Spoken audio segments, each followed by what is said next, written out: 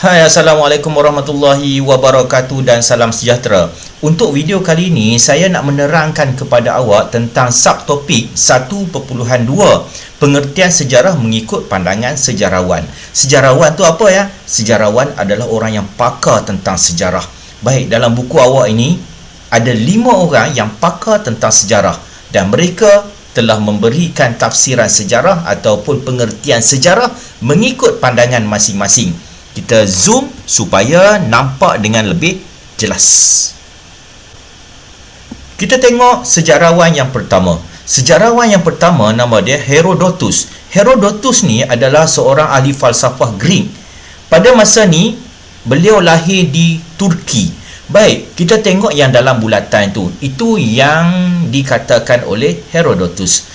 Herodotus cakap, sejarah ialah penceritaan tentang tindakan manusia yang penting dan mengagumkan serta sebab berlakunya sesuatu peristiwa.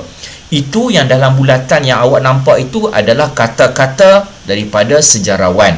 Yang sebelah dia tu, itu adalah buku-buku yang dikeluarkan ataupun ditulis oleh mereka. Baik, kita tengok yang kedua, E.H. Carr.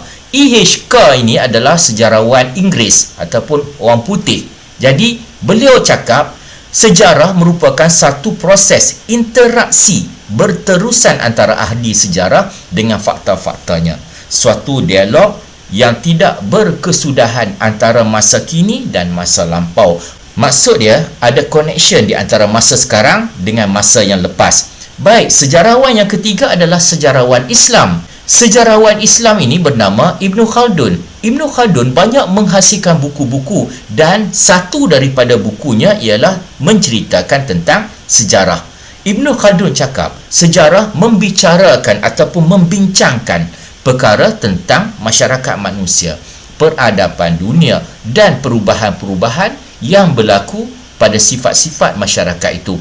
Yang dalam bulatan itu, saya tegaskan sekali lagi, itu ialah apa yang ahli-ahli sejarah ni cakap.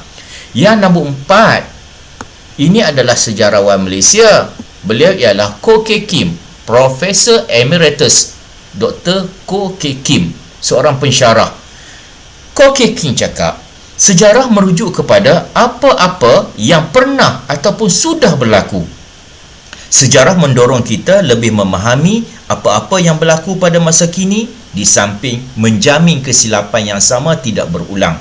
Sejarah ialah ibu kepada semua bidang.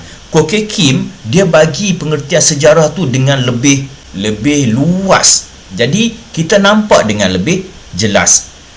Dan sejarawan yang keempat namanya Muhammad Yusuf Ibrahim.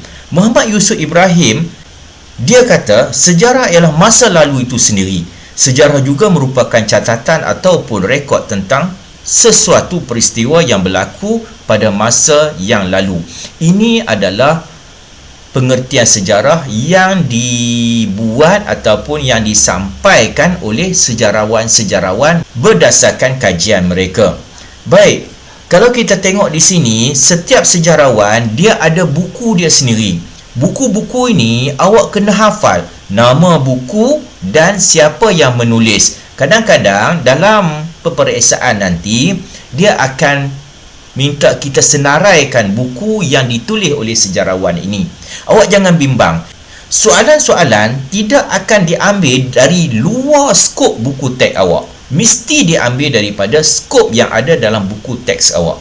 Okey, sekarang ni dapatlah kita simpulkan di bawah sini, jelaslah kepada kita bahawa pengertian sejarah dari aspek bahasa dan pandangan sejarawan, dia merujuk tentang masyarakat dan peristiwa masa lalu yang diperoleh berdasarkan bukti. Ingat, sejarah mesti ada bukti, bukan boleh dibuat-buat. Sejarah mampu memberi teladan dan pengajaran kepada kita. Sebab itulah kita kena belajar sejarah. Saya harap video yang ringkas ini dapat memberi satu penerangan dan dapat memberi satu penjelasan yang baik kepada awak. Salam jumpa lagi dalam video-video yang akan datang. Assalamualaikum warahmatullahi wabarakatuh.